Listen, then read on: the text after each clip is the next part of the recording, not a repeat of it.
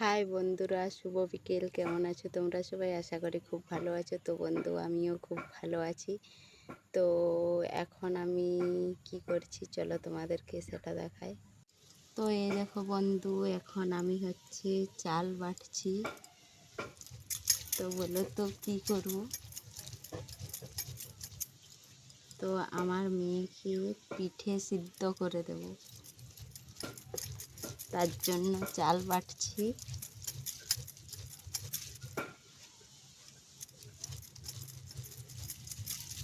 আগেকারের মানুষ বলে ছোট বাচ্চাকে পিঠে সিদ্ধ খাওয়ালে নাকি শক্তি বাড়ে। তাই আমিও আজ লেগে পড়েছি চাল বাটতে। তো এই দেখো, নুন মাখিয়ে করে আমি ভাতের ঢাকুনের মধ্যে দিয়ে দিয়েছি। তো চলো এটাকে এখন ভাতের হাঁড়ির মধ্যে দিয়ে দেবো। তো এখন এটাকে আমি ভাতের হাঁড়ির মধ্যে দিয়ে দেবো এইভাবে।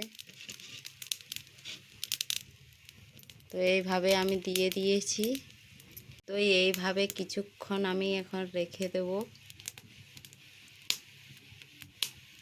চিসে ভালোভাবে পিঠেটা সিদ্ধ হয়। তো বন্ধু, অনেকক্ষণ হয়ে গেছে। তো পিঠেটা আমি ভাত হাঁড়ির মধ্যে সিদ্ধ হতে দিয়েছিলাম। তো চলো দেখা যাক সিদ্ধ হয়েছে কি না হয়েছে। তো এখন আমি পিঠেটাকে কাটবো।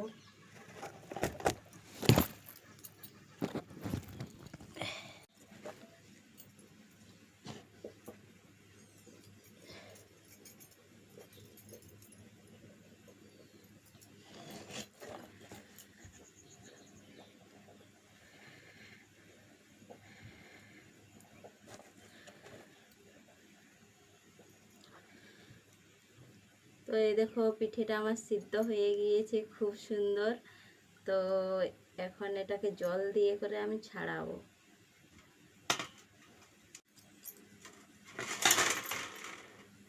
কি গরম রে বাবা!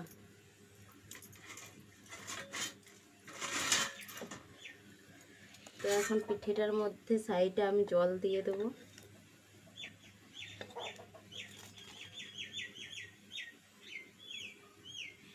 সাইডে হচ্ছে না, কারণ জায়গা নেই।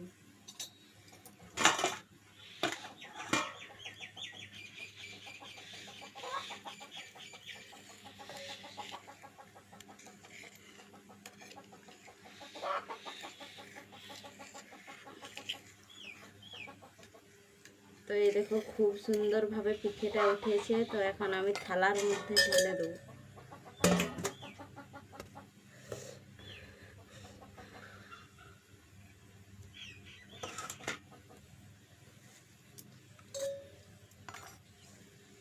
তো বন্ধুরা, সিদ্ধ চালের পিঠে প্রচুর শক্ত হয়েছে, তাই আমি জল দিয়ে দিয়েছি। নরম না হলে তো ছোট বাচ্চা খেতে পারবে না। তো জল দেওয়ার পরে হালকা নরম হয়েছে। এই দেখো, ভেঙে গেল। তো বন্ধুরা, আজকের ভিডিওটা এইটুকুনেই। তো বেশি কিছু বলছি না, চলো বাই।